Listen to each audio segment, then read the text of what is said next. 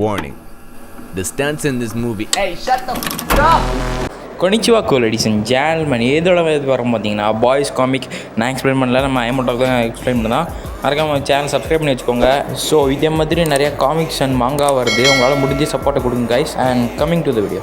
கொனிச்சிவா ladies and gentlemens, இந்த video எப்படி பார்க்க போகிறோன்னா த பாய்ஸ் சாப்டர் 6. ஓகேவா, நான் ஆல்ரெடி 5 சாப்டர் கவர் பண்ணிட்டோம். ஸோ பார்க்காதவங்க பார்த்துட்டு வாங்க. அப்போ நான் வந்து அதோட கண்டினியூஷனாக இது இருக்கிறதால உங்களுக்கு என்ன நடக்குன்னு புரியும். ஏன் வர சப்போர்ட் ரொம்பவே குறையிற மாதிரி இருக்குது என்னை பொறுத்தவரை.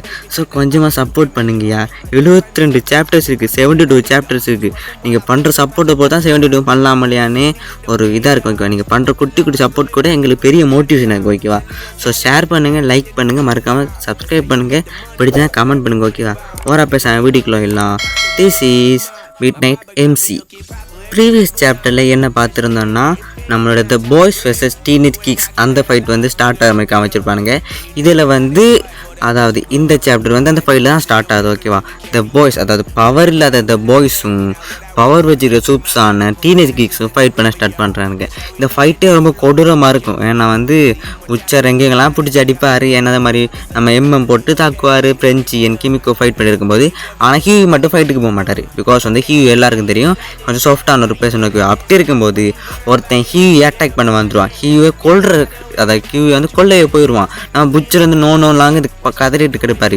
திடீர்னு பார்த்தீங்கன்னா நம்ம ஹியூயி அவன் வயிற்றுக்குள்ளே கையை விட்டு எப்படி கக்காசி ரின்னோட நெஞ்சுக்குள்ளே கையை விட்டு கொண்டாரோ அதே மாதிரி ஒரு சீன் தான் இங்கே நடக்குது. அப்படி கைக்குள்ளே விட்டு அந்த பேனையில் ரொம்ப கொடூரமாக இருக்கும். அப்போனா எல்லாம் ஷாக் ஆகிடுவாங்க. பிகாஸ் ஹியூ வந்து சாதாரண ஹியூமன், அவரால் எப்படி எல்லாம் பண்ண முடியுதுன்னு டவுட் வந்திருக்கும். உங்களுக்கும் டவுட் இருக்கா?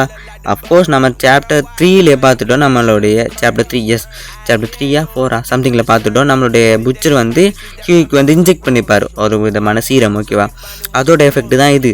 அவனே வந்து ஹியூ நம்ம வந்து பஞ்ச் பண்ணி கொள்ள எல்லாம் வந்து ஷாக் ஆகிடுறாங்க. மற்றவனுக்கெல்லாம் ஒரு அடியோட அடிபட்டு அவனுக்கெல்லாம் உயிர் போகலை. பட் ஹியூ ஒருத்தனை கொன்னுடுறான், டீனேஜ் கிக்ஸில் இருக்கிற ஒருத்தனை கொன்னுடுறான்.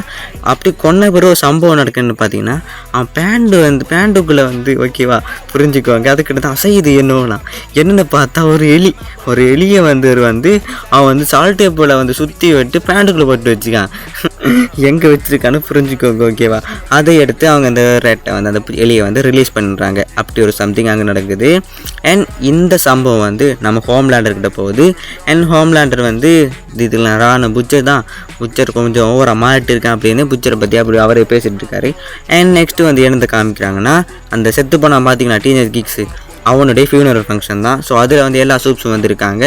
அவனை வந்து பெரிய நல்ல ஹீரோ அது நிறைய பேசி அவனுக்கு வந்து மாளிகைலாம் கொடுத்துட்டு இருக்காங்க. ஒரு குறிப்பிட்ட பேனில் நிறைய ஹீரோஸ் காமிப்பாங்க. அதில் எனக்கு ஒரு சில ஹீரோஸ் பார்த்தீங்கன்னா டாக்டர் ஸ்ட்ரேஞ்சையும் நம்மளுடைய கேப்டன் அமெரிக்காவையும் அண்ட் பேட்மேன் இவங்கள மாதிரி ரெஃபரன்ஸ் இருந்துச்சு. அந்த பேனில் வந்து எடிட்டிங் பண்ணும்போது காமிப்பார், பார்த்துக்கோங்க. அண்ட் குறிப்பாக அந்த டீனேஜ் கிக்ஸில் இருந்த இன்னொரு சிலர் என்ன பண்ணுவாங்கன்னு பார்த்தீங்கன்னா அவர் வந்து எவ்வளோ நல்ல மனுஷன், வானவில் இருக்கிறது ரொம்ப ஹெல்ப் பண்ணார், ஒரு கேயாக இருக்கிற கேக்கு தான் அப்படி இப்படின்னு அந்த வானவில் வாசகத்தை அவனுக்கு பொலரிட்டு கிடப்பானுங்க. ஸோ அதை வந்து கண்ணுக்கு வேணாம். அதெல்லாம் ஒரு வேஸ்ட்டு தேவையில்லாத பேனல் இந்த மாங்காவை போடுறதில்ல. ஓகேவா, அதை விட்டு தட்டு நாம் நெக்ஸ்ட்டு என்ன நடக்குது பார்க்கலாம். நெக்ஸ்ட்டு வந்து என்ன ஆகுதுன்னா நம்மளுடைய புச்சர் அண்ட் நம்ம ஹியூ வந்து பார்க்குள்ள வந்து பேசிகிட்டு இருக்காங்க. அப்போ வந்து நம்ம ஹியூ என்ன பண்ணுறாருன்னா அவர் வந்து ஒரு கில் பண்ணிட்டார், ஒரு கொலையை பண்ணிட்டார். ஸோ வந்து ரொம்பவே மனசு உடைஞ்சு போயிட்டு பேசிகிட்டு இருக்கார். அவர் ரொம்ப மனசு உடைஞ்சு போயிட்டார். ஓகே, எல்லாம் வந்து அப்படி இப்படின்னு அவர் வந்து அவரோட பாஸ்ட் எல்லாம் வந்து பேசிகிட்டு இருக்காரு. அப்போ தான் புச்சர் ரிவீல் பண்ணுறாரு, உனக்கு மட்டும் இப்படிலாம் நடக்கலை, என் ஒய்ஃப் ஒருத்தன் வந்து அவர் சொல்கிறாரு.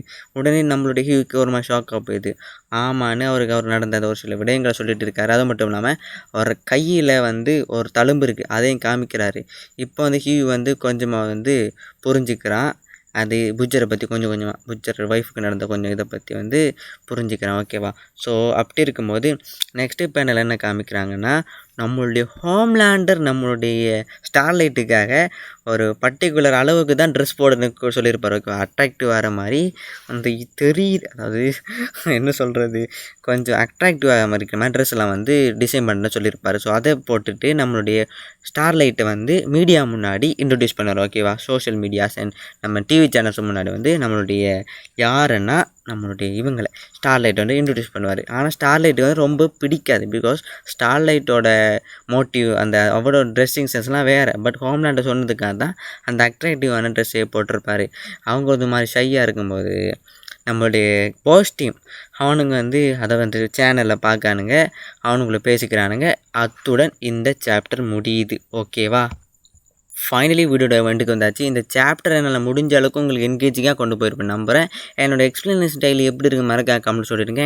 இந்த சாப்டர் நிறைய பேர் பிடிச்சிக்கு நம்புகிறேன். பிகாஸ் இதுக்கு முன்னாடி அந்த சாப்டர்ஸை விட இதெல்லாம் ரொம்ப ஃபைட்ஸ் அதிகம். ஓகேவா? ஸோ பிடிச்சிக்கு நம்புகிறேன். நெக்ஸ்ட்டு சாப்டருக்கு யாரெல்லாம் வெயிட் பண்ணுறீங்களோ மறக்காம கமெண்ட் சொல்லுங்க. நெக்ஸ்ட்டு சாப்டர் எவ்வளோ ஃபாஸ்ட்டாக வரும்னா 50 லைக்ஸ் வேணும். ஓகேவா? 50 லைக்ஸ் நீங்கள் இன்றைக்கி பண்ணிட்டீங்கன்னா நாளைக்கு வந்துடும். ஓகேவா?